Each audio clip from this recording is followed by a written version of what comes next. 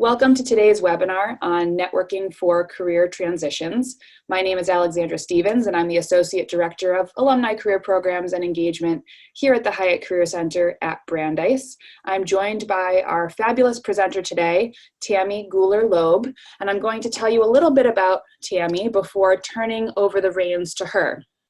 So in her 20 years as a career and executive coach, facilitator, and speaker, she's inspired people to love their work.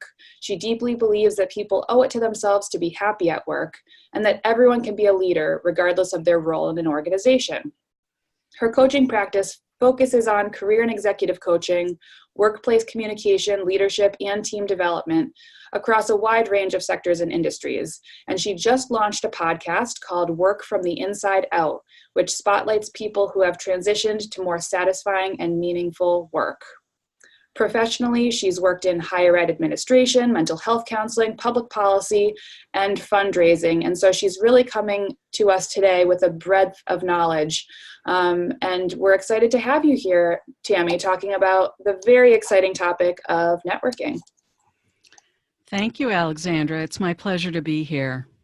Hey, everybody. Glad you're here. So today we're going to talk about networking for career transitions. What does that mean? Well, it means a couple of things. It's not just about going to big events and exchanging business cards. It's about really thinking about what do you need to make a good career transition. It might involve changing jobs, changing industries, maybe even changing the functional role that you hold in an organization. It may also be that you're looking to just make a transition within the organization you work within. Or perhaps you're looking to change from being employed by an organization or company to becoming an entrepreneur, hanging up your own shingle. So there's a lot of different ways that we can look at how we make decisions and get the information and the connections we need to make those important transitions so that we can be far more happier, satisfied, and fulfilled in our work life. So to get started, we're going to start with a poll. We'd love to know a little bit more about you. So if you could share with us what your employment status is. Are you employed? Seeking a new role, looking for work in a new field, returning to the workforce, or are you currently unemployed? Or perhaps you're exploring options for a second act or maybe even something else. So let us know. Where are you here and now today? So take a couple seconds and weigh in. We're going to be asking a few different polls to make this interactive throughout our time together today. And then we'll share the results with all of you in aggregate so that you can see what other Brandeis alumni and friends who are listening in today are doing themselves. So a couple more seconds. If you've said other, feel free to submit it into the chat. And we're going to go ahead and close the poll, Tammy, and I'll let you know what folks have said. So it looks like about a third folks are exploring options for their second act. Very exciting. Another third or so are currently unemployed, and the rest make up returning to the workforce. 20% are employed seeking a new role in their current field. And so some folks are particularly interested in transitioning to a new field without going back and starting right at the beginning. So not too surprising here. Yeah, no, this is a nice cross-section of people with all kinds of goals they're trying to pursue. All right, thank you. Well, why don't we move along? This is very helpful. So our objectives today, we want to talk about how can you engage with people in ways that feel natural so that you can build those productive connections. And even if you've been out of the workforce for a period of time, whether it's due to, a variety of issues in your life, whether it's, staying home with children or taking care of an elder, or whether you've been out of work for a while for a variety of reasons, there's all kinds of ways that you can build productive connections. And we're going to talk about that.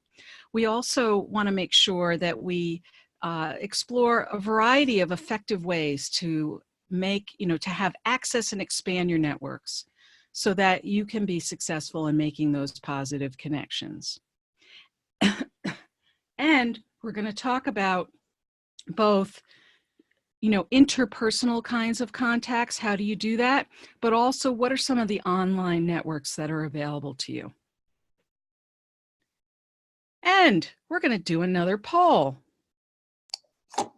So tell us, how do you feel about networking? You love it? Are you uncomfortable with it but would like to get better at it? Or would you rather have a root canal? So a couple more seconds to weigh in.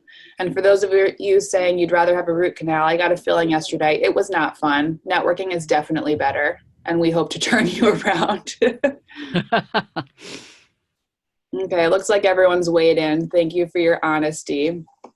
So we'll go ahead and end the poll and let you see how other people are feeling on today's call. Most people generally uncomfortable with it, 69%. We have a few very honest who'd rather be in that dentist chair, 12%. And, 18% of you who love networking. Must be the extroverts on the call. All right, that's great. And we're going to talk about that too. We're going to talk about introverts and extroverts and what are some of the differences and how can you capitalize on your natural strengths to make the most of your networking. So today we're going to cover several areas. We're going to talk about my 4 keys to successful networking. And as I said a moment ago, we are going to address some of the nuances and perspectives on being an introvert or an extrovert in the process of networking. I also want to share with you some communication skills and tools that I think could be very helpful to you in the process of all kinds of communication, but especially might help you feel more equipped and comfortable and ready for those networking conversations. And then I want to talk with you about the wide range of networking opportunities. I think often when we think about networking, especially those of us who are maybe more uncomfortable with it, we only have a few things in mind. And there really are so many different ways to network. So we want to talk about that, and hopefully we'll give you some new options that might feel more natural to you. So here are my 4 keys to successful networking.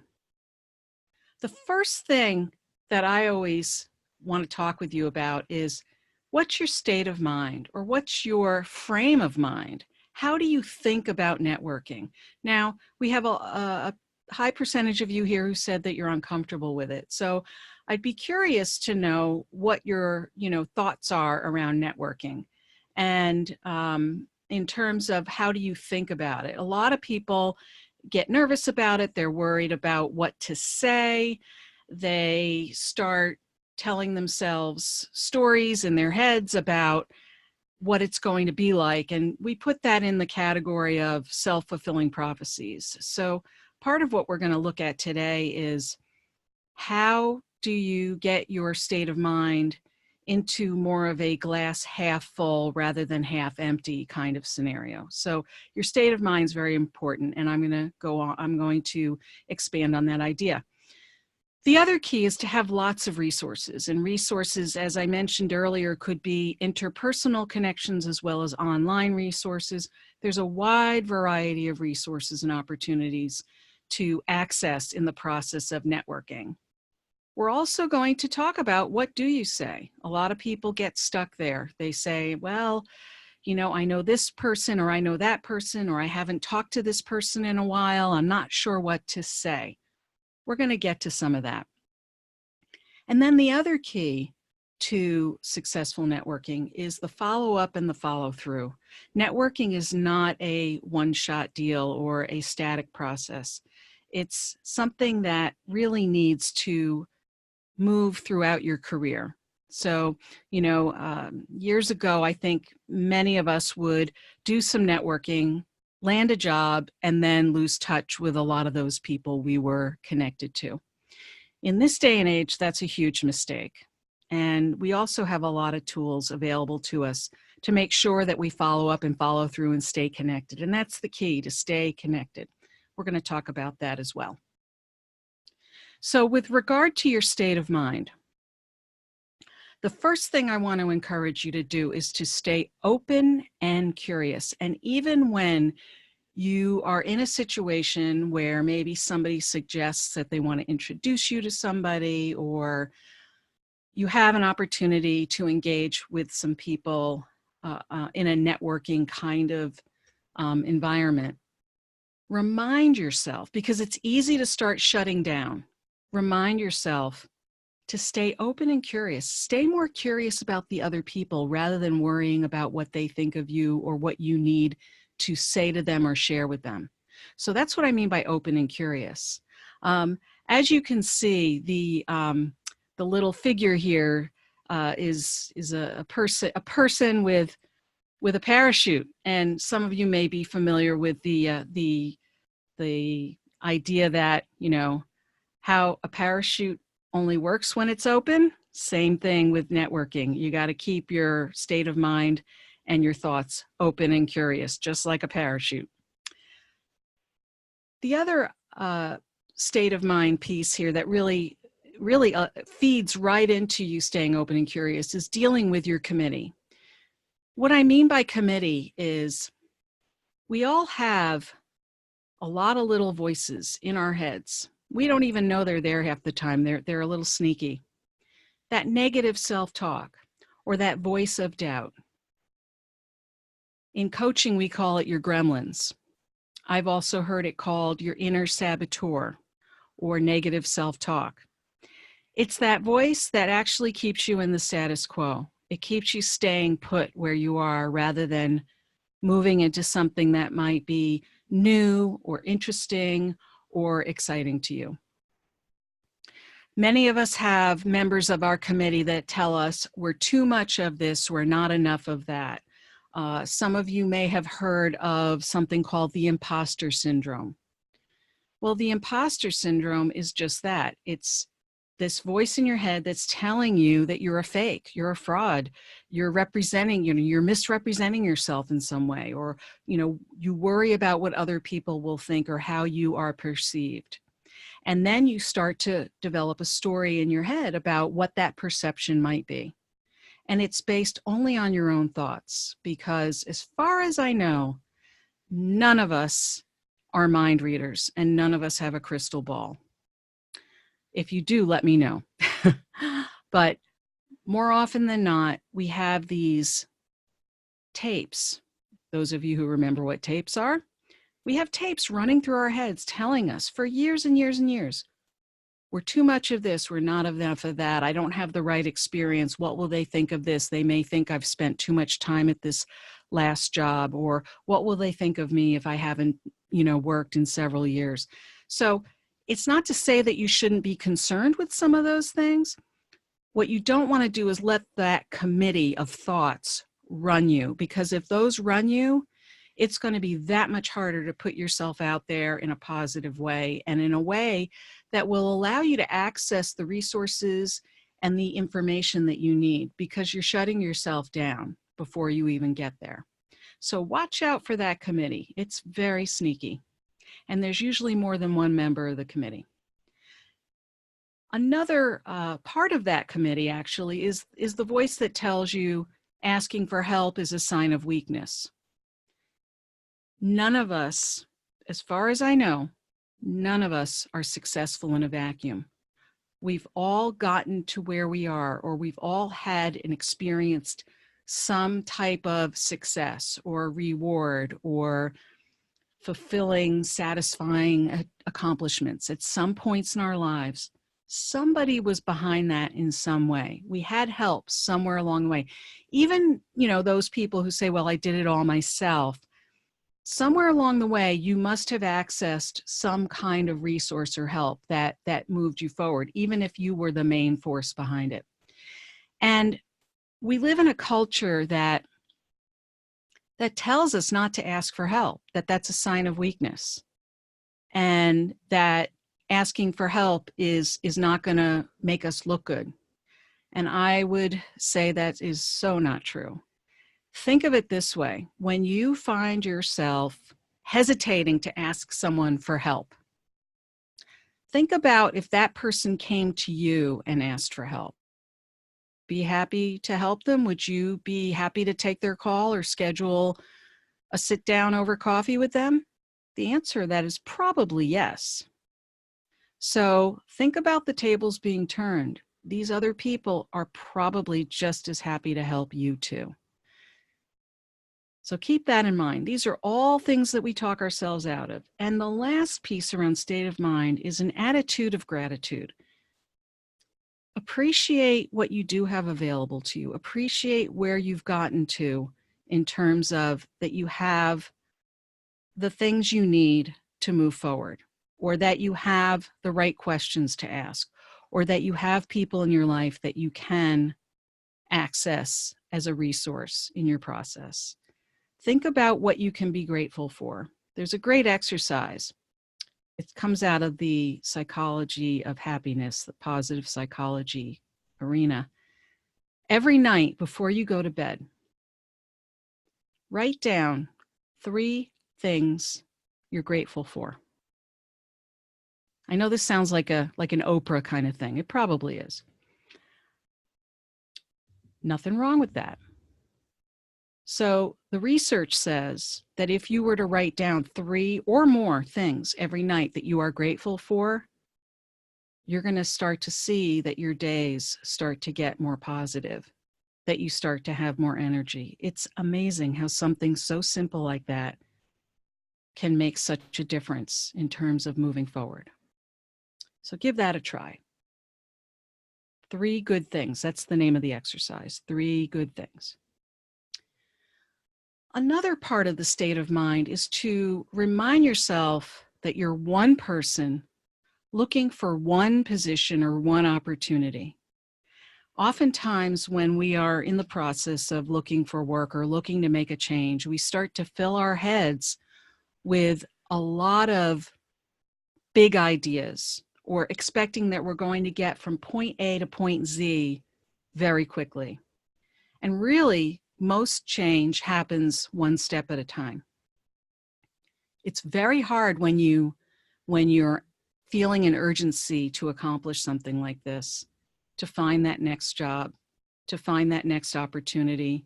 If you are feeling that urgency, it's very hard to sort of break it down into steps. But think about times in your life where you did do that, because you probably did, and you will recall that the results were quite good. Take it one step at a time. Another way to kind of frame this in your mind is to think about one of those defining moments in your life. This is a reflection exercise that I encourage people to do, and I'll give you an example of it. So this is out of my own personal experience, and it's not a professional one, but I think it brings the point home very nicely. So many of you may remember what personal ads were. It was the paper version now of our dating apps, Match.com, things like that. Well, many, many years ago, about 30 years ago, I walked into a deli and I saw this publication called Jewish Singles. And I was single at the time, and I thought, all right, I'll take a look at this thing. I rolled it up, stuck it in my bag, and went home. And I thought, maybe I'll look at it, late at night before I go to bed or something. And I opened it up, and I read this ad that really appealed to me. It wasn't your typical ad. And I thought, I'm going to answer that. I'd never done anything like that before in my life. I answered it, and here I am 28 plus years later, married to the person who wrote that ad. So my point here is that if I had not picked up that publication that day, that one moment where I just said, I'll pick it up, who knows what my life would have looked like for the last 28 plus years. I don't know. I have no idea. So think about those moments in your life where somebody said something to you in a certain way, and it just shifted or changed the way you looked at something, and it really had a longer lasting impact. Or you made that right turn instead of that left turn, or even more dramatically, certain people who, I don't know, decided they couldn't get on a plane one day and then found out that there was an accident. There's all kinds of defining moments. So just know we've all had them. Think about what that's like, because every time you hesitate or stop yourself from taking a step in the direction of gaining new information or gaining a resource, usually through networking, those could have been your defining moments, and you never know when it's going to come. So I can't emphasize that enough. Okay, we're going to do another poll. So you can see here that we have some photos of a variety of very, very high profile, well-known people. And I'm wondering if you know which of these are introverts. Do you know?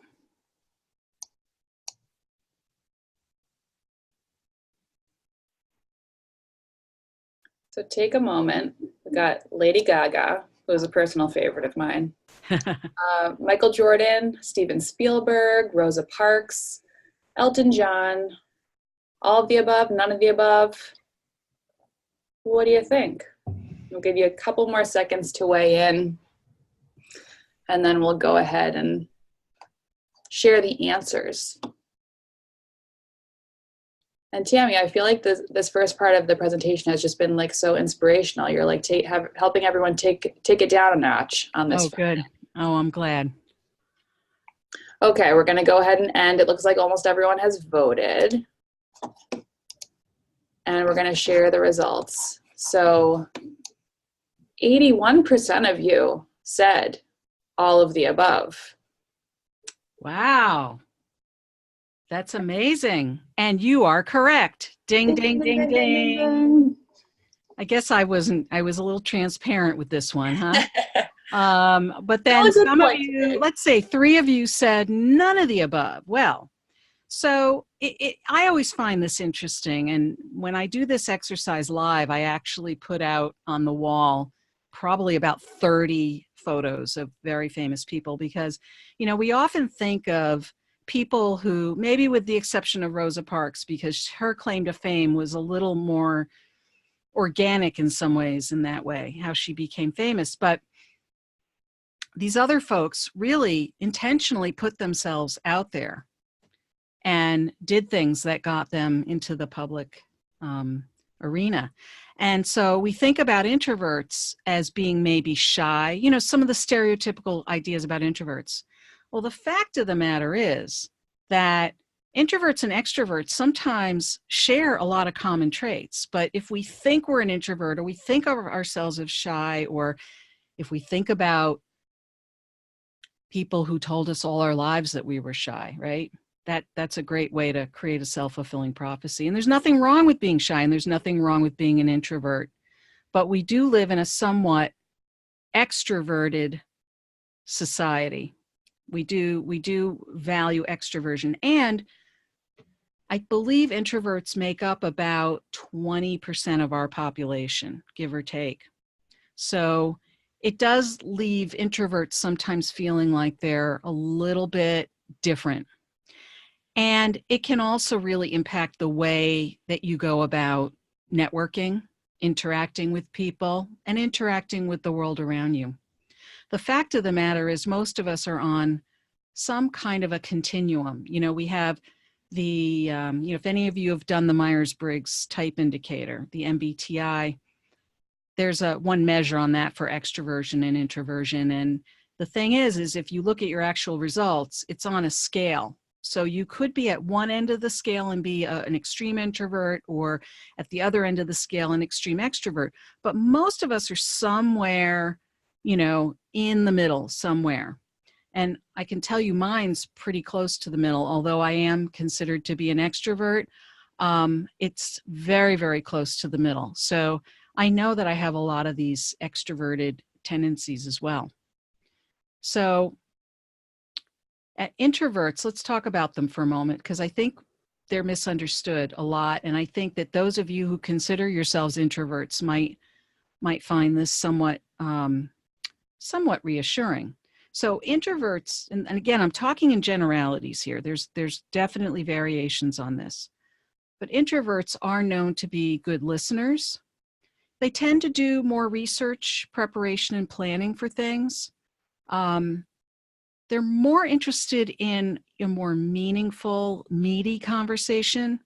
Some of them, and some of you may be able to relate to this, not only do less small talk, you hate small talk, or you don't know how to do small talk. Introverts need to plan for downtime. It's the best way they can refuel themselves, whereas extroverts, might be feeling a little low on energy, and the best way for them to energize themselves is to go meet a friend or go to a party. For an introvert, that would be, a big mistake. And I would say that most introverts do better networking in a one-on-one situation rather than a large event or groups. It doesn't mean that introverts can't do that. They can. But they need to have the right tools and the right planning and preparation to go to those events in order to really have a really good experience with it. So there's lots of ways to handle these things, but I think if we keep that perspective in mind, it not only helps us to find our best strengths for networking activities, it also, though, helps us to understand people and the world around us.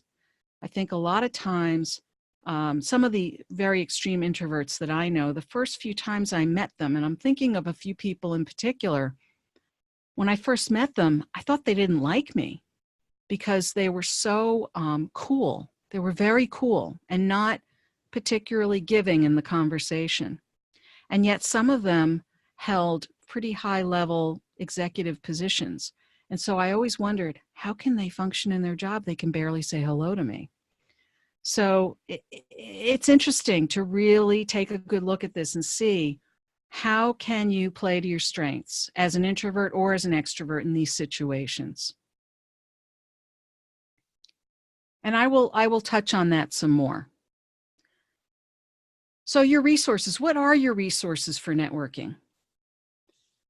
So first and foremost, before I go there, I just want to say that a client of mine actually mentioned this to me, and it's really stayed with me. Networking is really research. You're trying to get information. Networking isn't about just asking somebody for a job or asking somebody about where there might be openings. It really is about getting information. And if you think of it that way, you're going to have a lot more success in finding your next situation. So I want to put that out there fairly plainly. So what are the resources available to you for this information gathering? So some of them may be quite obvious: personal and professional connections. I often hear from my clients that when they talk about networking, they might say, well, I can't really talk to anyone in my field because it's a small group and word gets around and I can't let my employer know that I'm looking for work. Or, gee, I've already talked to everybody I know in my field. So they feel limited by that. They think they've only talked to the people that are their networking contacts. And I would say, absolutely not. You've only skimmed the surface. Of course, you should be talking to people in your field, no doubt about it. But you really should be talking to almost everybody you know, who you feel safe talking to, of course. If you're trying to be discreet in your search, you definitely need to be, a little pickier about who you might be talking to. But I've had many clients who have all of a sudden talked to a next door neighbor about their job search or about what they're looking to do or about the kinds of questions or information they might have. And it's pretty interesting how they didn't think to do that. Somebody who's literally almost in your backyard. And the fact is, for every person you talk to, you're also talking to the people they know. Because more often than not, those warmer contacts, those people that you know better, no matter what the context is, what you're really hoping to do is have them refer you or introduce you to somebody else who might be able to be more helpful to you. So, I use the example often of, most of us have someone in our lives or someone we know who is one of those people who just seems to know everybody. That's a great person to talk to, because those are the people you want to talk to and say, hey, do you know anyone who works for thus and such company? Or do you know anyone who is working on this kind of work or this kind of project? You know, you can pick their brains very specifically. They may know nothing or very little about what you do professionally, but they may know someone who does. Tammy, So, another yes. thing we tell our students and alumni that we work with here is think about past employees of companies. I feel like there's always so much pressure if you have a specific company of interest to go to talk with a current employee, and that's all well and good too. But thinking about people who have worked there previously too, that opens up a whole new group of folks that you could speak to and who might even be able to speak more honestly to you or without any strings. So that's just a Absolutely. little tidbit to add in there. Yes. Yes. I think the moment you start, you know, it's an excellent example. And the moment that you start to say to yourself, oh, I can't talk to this one because, I want to encourage you to challenge that I can't statement and reframe it if you can. Now, if the reason you can't talk to them is because of what we've already talked about around being discreet, that's one thing. But there's very, very few reasons not to talk to somebody or not to reach out to somebody. And I always say to people, look, I've heard people say, you know, I haven't talked to them in 10 years. I feel funny reaching out to them. So I say, so if after 10 years they reached out to you, how would you feel? And most people say, oh, I'd be happy to hear from them. So you've really got to turn your mind around with who you talk to and how broadly you go. I've talked to, you know, people, elderly relatives who might know lots of people. I've talked to cousins. I've talked to all kinds of people to get connections or information on things that I want to learn more about and know more about for my own business. So, as I say, personal and professional connections across the board. Groups and associations, very important. Well, look, we're all here right now today, right? This is your alumni association. So let's start with that. Most colleges and universities have a very robust alumni association or alumni office. There's a number of different ways that different schools do this. I think Brandeis has, you know, probably one of the best I've seen around. And it's very important that you access these groups because they often maintain pretty good databases that are then filtered by professions, by locations, all kinds of things. And when you have that automatic connection with somebody, it's a great way to start that kind of a connection. And it makes it more meaningful for people. When I say groups, I also mean things like meetup groups. I know here in the Boston area, there are a wide range of meetup groups that are professionally focused where people get together and share all kinds of professional information, but also information about jobs and other events and other kinds of activities that they can get engaged in to meet more people, to learn more about what's going on in their field, and learn about where there may be some job openings or other activities of interest that can help expand your thinking and your information. So tons of groups, associations. I also think of groups like if you belong to a religious congregation, are you talking to people in your congregation? So whatever groups you're a member of already, or professional associations or alumni associations, those are great resources. And the people who belong to those groups and associations do so because they are interested in connecting with other people. So these are very, very natural places to look. Social media. Social media, first thing that comes to mind might be Facebook or LinkedIn. Those are two very active social media vehicles. I always recommend LinkedIn to people. We could have an entire session just on how to use LinkedIn. But LinkedIn and Facebook too actually has more professional interactions on it than I ever imagined. I understand that for some people, Facebook is too social or maybe offers too much exposure. I don't think Facebook is the end all and be all for that, but I do think LinkedIn is a resource that if you're not using it, make it your business to use it.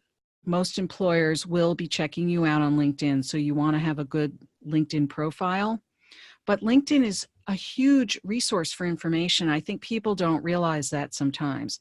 There's groups, there's all kinds of posts and articles and information, and it's expansive. I think you're allowed to join up to 50 groups in LinkedIn, which is a lot. But the other thing about LinkedIn that's very important is it's a great place to be found and to be noticed. So if you're in a position where you want to be found and noticed by your peers, by recruiters, by employers, your activity level on LinkedIn is very important, and I recommend that you engage on LinkedIn. Don't just put up a profile. Make sure that you get at least 500 connections if you can. They don't have to be all your close personal friends and associates. And I'm happy to answer more questions about that, but I can only say that LinkedIn is a tremendous resource for anyone looking for their next opportunity. Situational resources are things like, I always give the example of, there was a day I was talking to somebody in the lobby of a big building, and I guess there was quite an echo, and somebody across the lobby overheard me talking, and they heard that I was a coach and that I was working on something, and this person came across the lobby and came up to me and asked me for my card.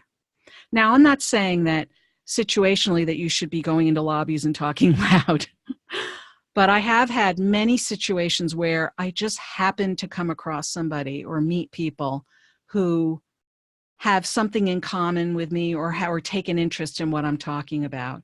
So keep your eyes and ears open. You know, around the holidays, for example, people go to more parties and more social gatherings. Sometimes that's where you can find your best resources. I found some of my best clients going to parties where somebody in the party may say, hey, how's coaching going? And I start telling them about what I'm up to. And then I've had this happen numerous times where somebody else in the room says, oh, you're a coach? Oh, can I talk to you? So, and as I say to job seekers all the time, because I'm self-employed and because of the way that I work, I'm always looking for my next job. So it's not that I show up at a party expecting that I'm going to give out cards and talk about what I do for work, but when people ask me about it, I find myself in lots of situations where it just comes up very naturally. And so I encourage you to keep your eyes and ears open in just very normal situations that you end up in. You never know who you're going to meet and where. And let's talk about newspapers, blogs, trade publications, podcasts. So let's say you're interested in a particular industry or a particular company even. You know, make sure that you read whatever the latest news is on that industry or that particular company. There may be names within articles of people that you want to reach out to and speak with. There's always people who write blogs. A lot of people who produce a lot of content are also tremendous resources for information and connections.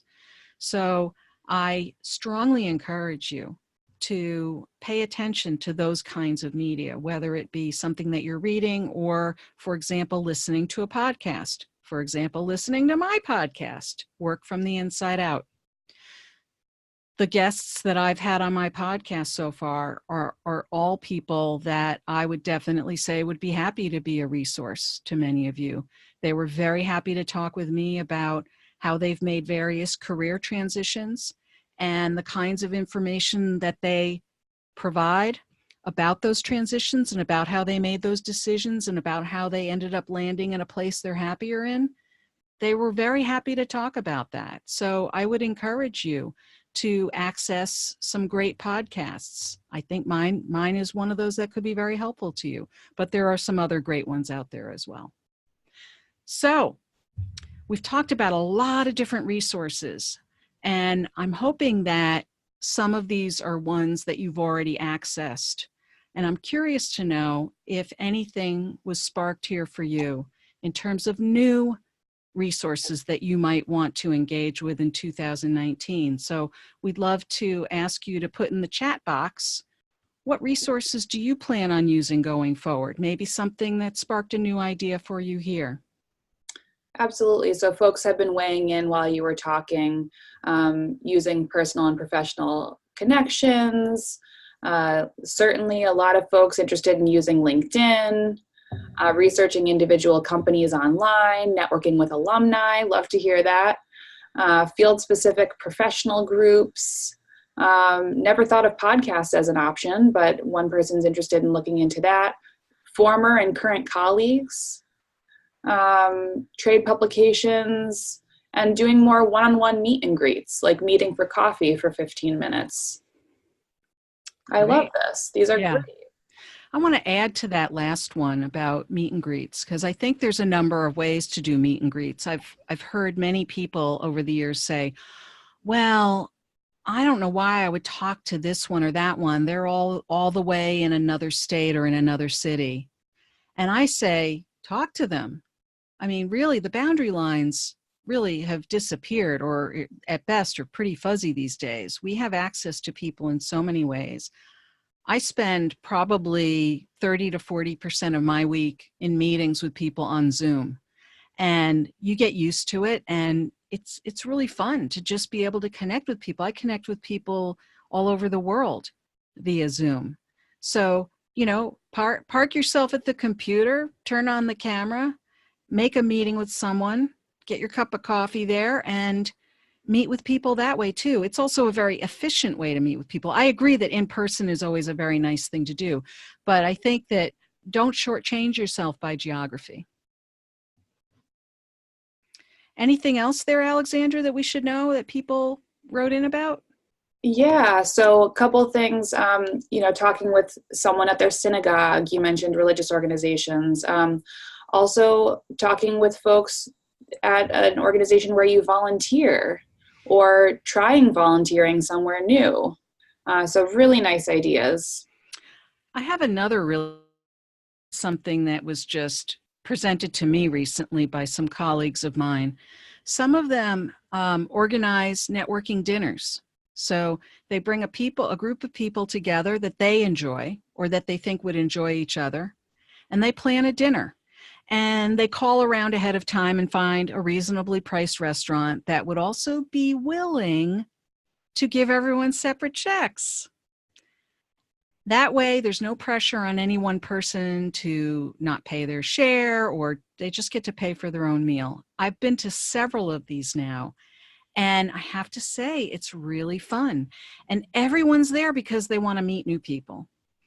And they're all there because they're willing to share ideas and resources or provide support to one another in some way. So if that appeals to you, you know, put the word out and create, you know, a dinner and connect with a bunch of people at once. So Tammy, I just want to give you a time check. It's 12:44. I know we have a lot more we want to talk about. Okay. And we also have some really great questions coming into the Q&A. So just want to give you a little time check. Okay. Well, I guess I'll go through these faster.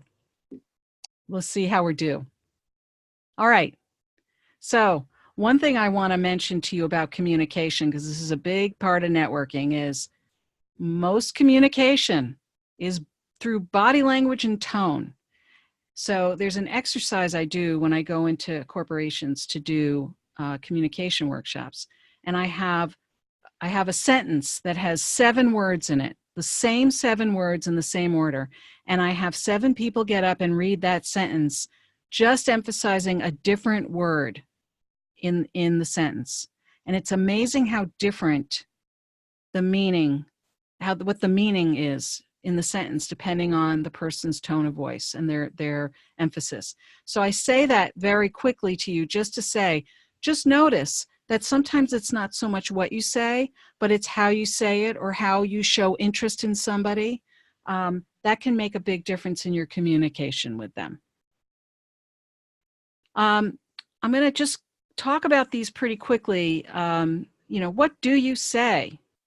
We're going to talk a bit about elevator speeches, professional branding statements, and then just talking from your own experience. So for those of you who start off a conversation saying, or saying, how do I start a conversation? Let's say I'm at an event or a conference. So these are just some examples of questions you can ask somebody if you're just engaging somebody briefly or initially. I'm not going to go over these because I want to move further, and I know you have access to the slides, but these are some nice questions as good conversation starters. Now, I will tell you that I'm not a huge fan of the elevator speech or pitch, as it's called sometimes. And I will say these are not conversation starters, although I think sometimes people have been trained to think that they are. I think that having a framework in mind about being able to share with people what you do, how you serve them, or what kind of a service or product you have, and then what are the results or the benefits of what you do. I think those are important points, but I think more often than not, elevator speeches get delivered in kind of a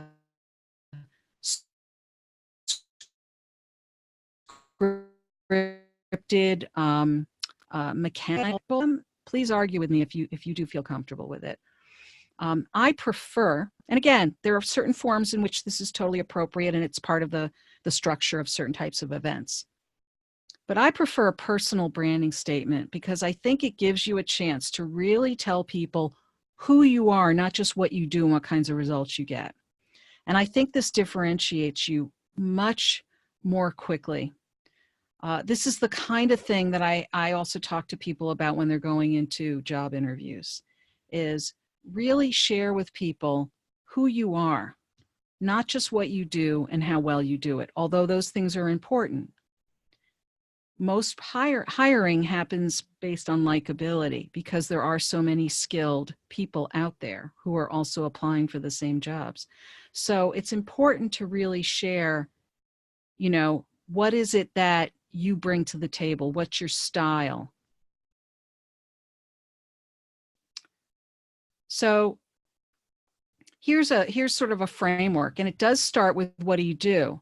But then you want to talk about what single problem or what challenge can you solve better than anyone else? And I'm not suggesting that you become, an egomaniac about this, but really state, what it is that you can resolve for somebody. What can you do for them? And what's the value of that? So there's a way in which you state this that is somewhat distinct from an elevator pitch, because you're really just taking greater ownership of what you can bring to the table. So here's an example. Homer Simpson's professional branding statement. He says, he's a nuclear engineer, an expert in controlling power plants, maximizing safe and low-cost power capacity. So that's quick, it's brief. It's the kind of statement that makes somebody say, oh, tell me more. And that's really your goal in some kind of introductory statement about who you are and what kind of value you bring. You really want the next statement to be, tell me more. So it's not about trying to get it all into one statement. And as I said before, it's very important to gather information. I can't emphasize this enough in terms of networking conversations and networking activities, because there's so many different ways to go about doing this. You could be in person with somebody, on video, as we talked about, could even be just a quick email with somebody.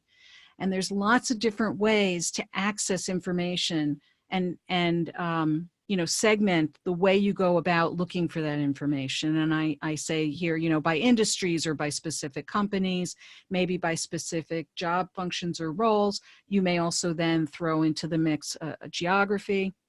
But what you're really wanting to do when you're networking is gathering as much information as you can. You can see the image I put here. Looks like a martini glass. It's not, it's a funnel. But I know for some people, when it comes to networking, they'd probably rather have a martini glass. So just to say that the more information you get, the more empowered you will be, the more confident you will be, because you know what you're talking about, and it enables you to ask better questions and to show interest in a very keen way. A lot of the times when you're having a conversation with somebody, no matter what the forum or whatever the method, if you show interest in them and show a curiosity about them, they're going to show more interest and curiosity about you. And oftentimes when you start to ask them questions, they'll say, well, how can I help you?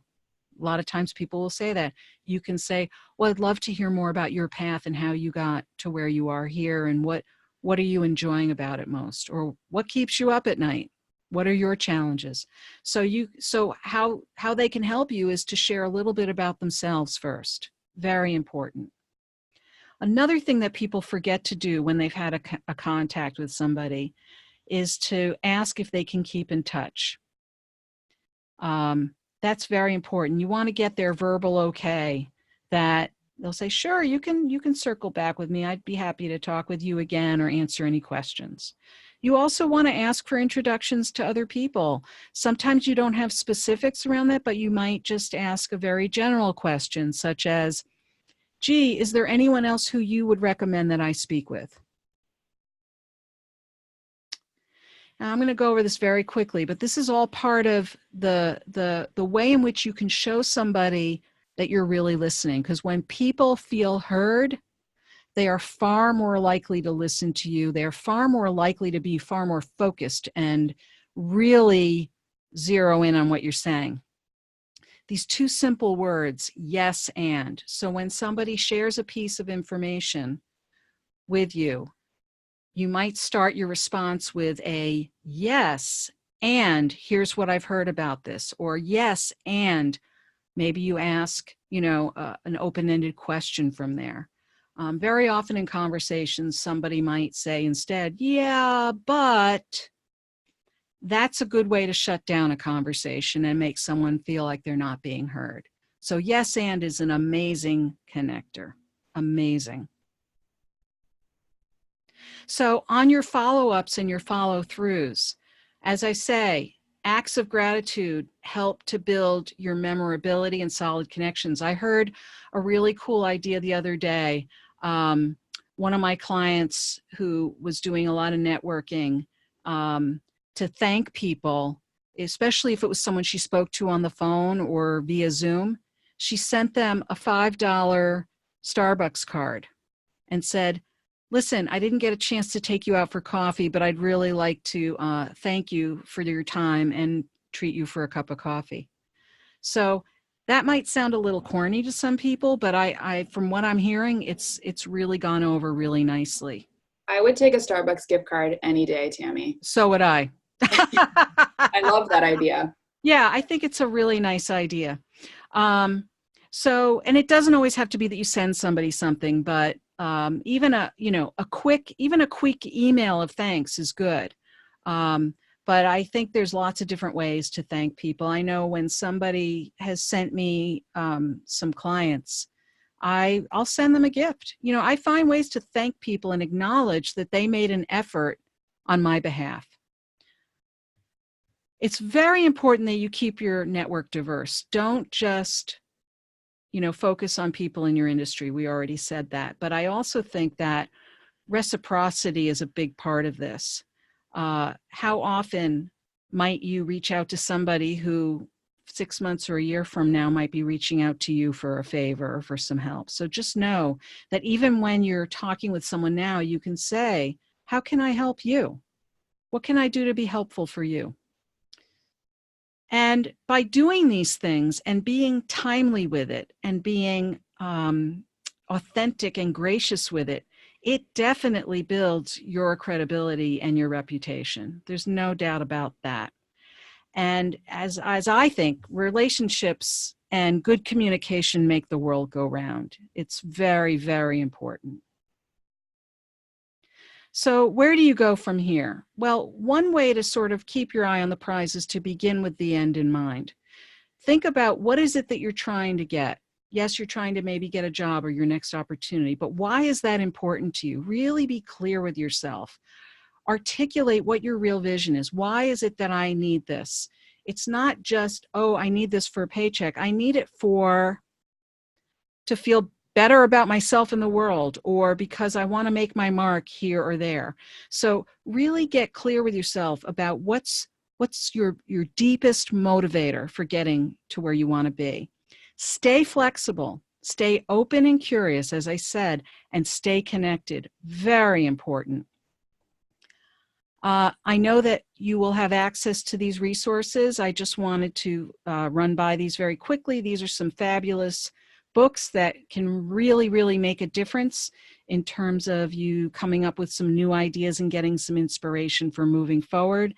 And there are some really great websites and podcasts, including mine, that I think are also really fabulous resources. So if you're in the car for a while and you want to, listen to a podcast, it's a great use of that time in the car. And one final comment, one of my favorite quotes, which has also been attributed to Maya Angelou as well, but when I first looked this up, this is the gentleman whose name was attributed to it. They may forget what you said, but they will never forget how you made them feel. And that's the piece that you really want to leave somebody with, is a good, solid feeling about you. Here's my contact information if anybody wants to follow up with me or ask further questions after this webinar is over. I'm happy to be a resource to you. And let's talk about next steps. We're going to do our Q&A now. Is that right?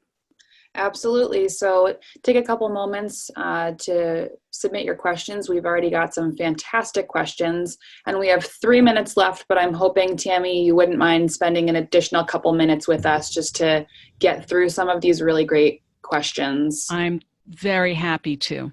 Awesome. So we offer free alumni webinars every single month through the Hiatt Career Center here at Brandeis. So please, once we're done today, take a moment to fill out our survey and share your feedback, not only on today's session, but on what you want to hear in the future. So stay tuned for our February webinar, but in the meantime, you can take advantage of recorded webinars. We have several on networking from all different angles, and many that do a deep dive into everyone's personal favorite, LinkedIn.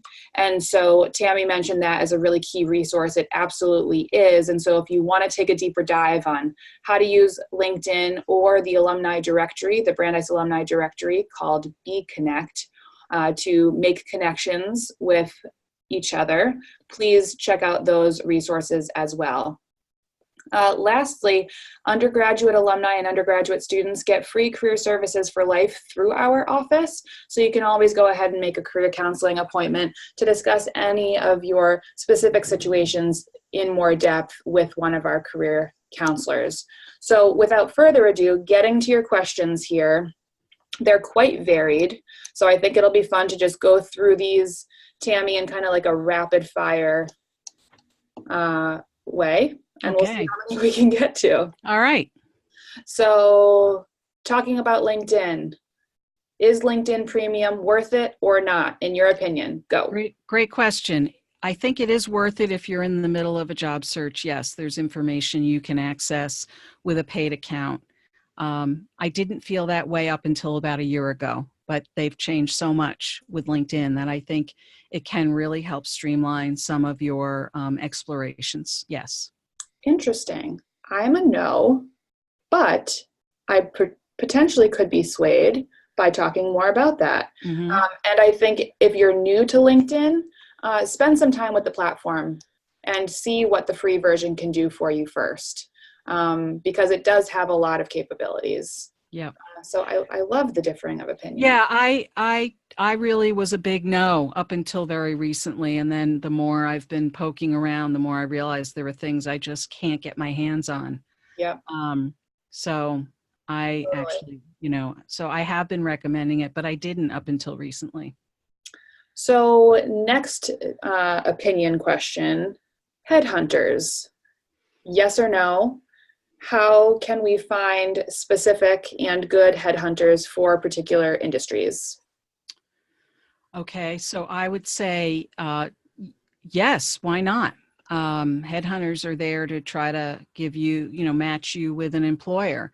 I would also say that headhunters are also, they're in the business of sales. So they may not always be trying to match you with exactly the best match for you. So just don't assume that they have your best interests at heart, and yet you could possibly get your next role that way.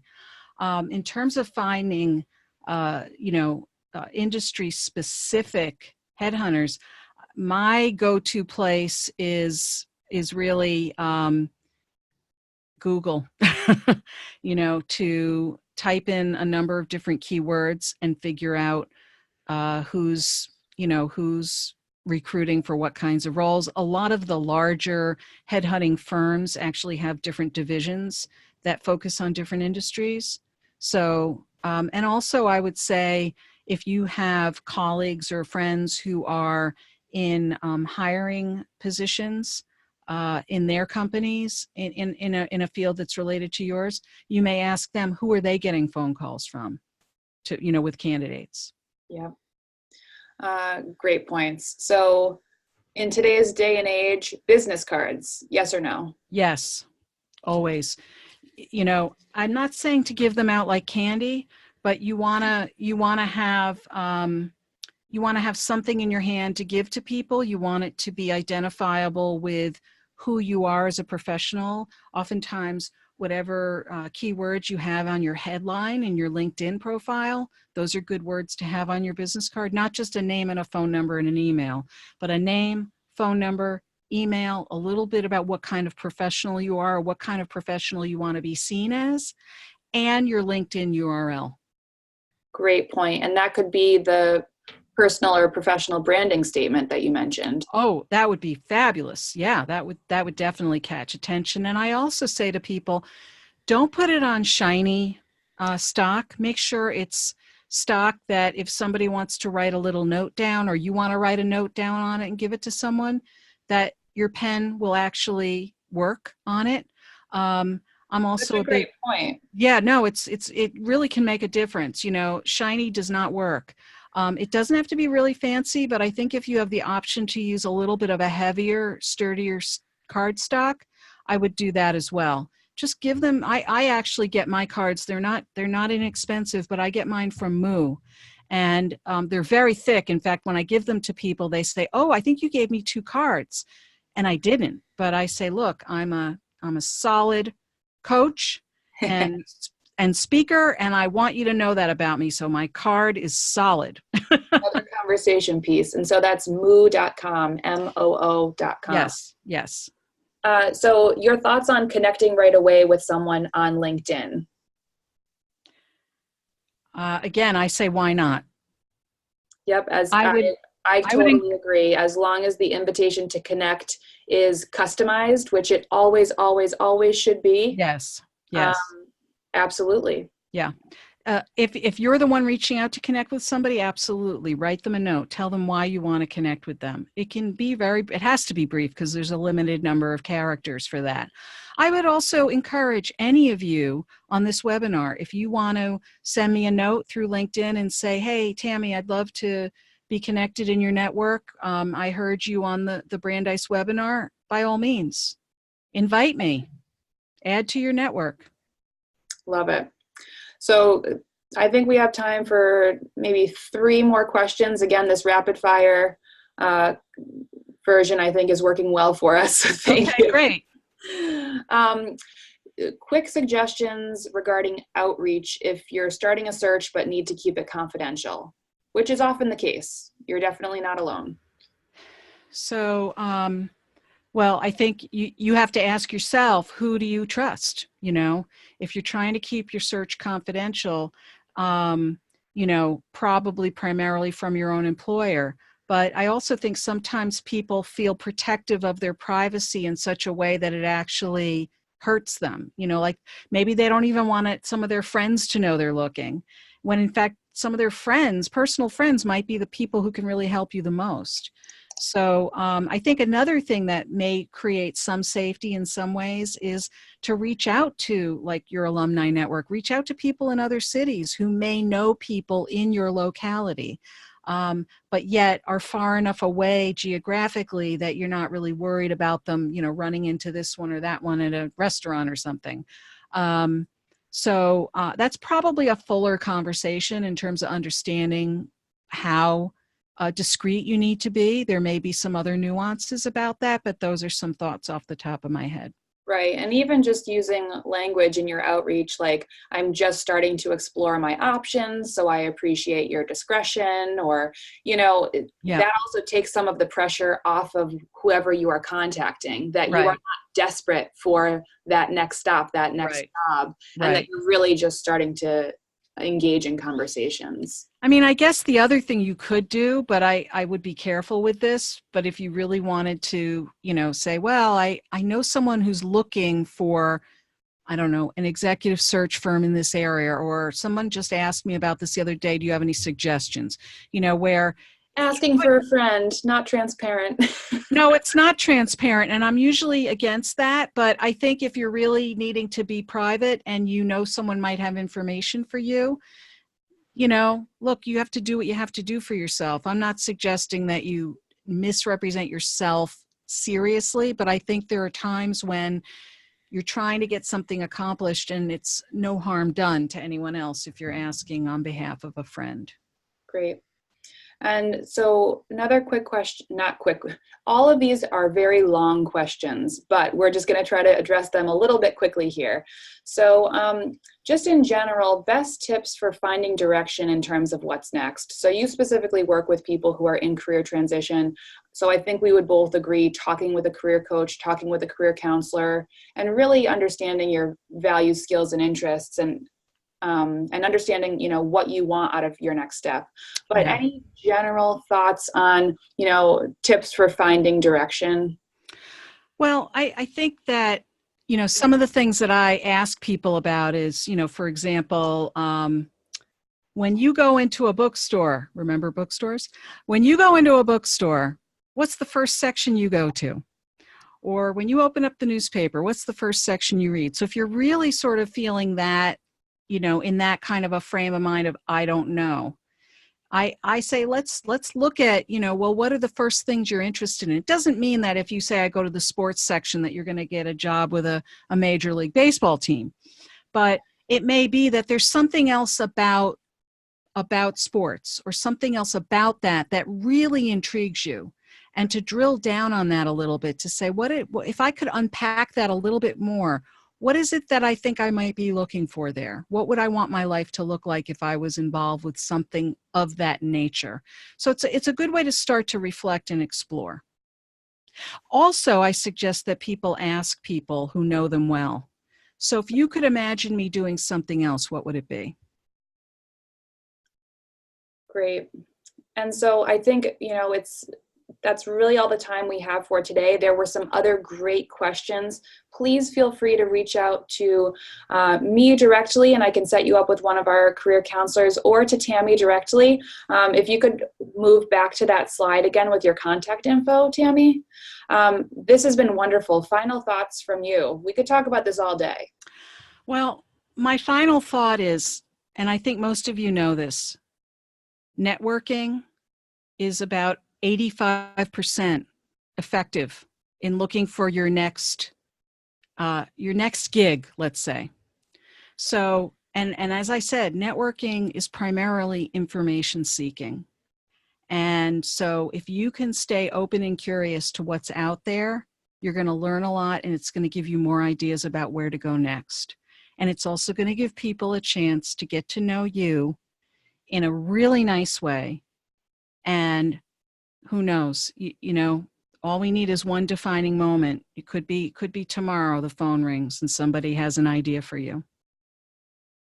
Well, wonderful. On that note, thank you so much. Happy Friday, everyone. And again, you'll all be receiving the link to the slides and the recorded version of this webinar at some point tomorrow. So again, thank you so much for joining us, Tammy. This has been great. And best of luck to all of you in whatever your next career transition is.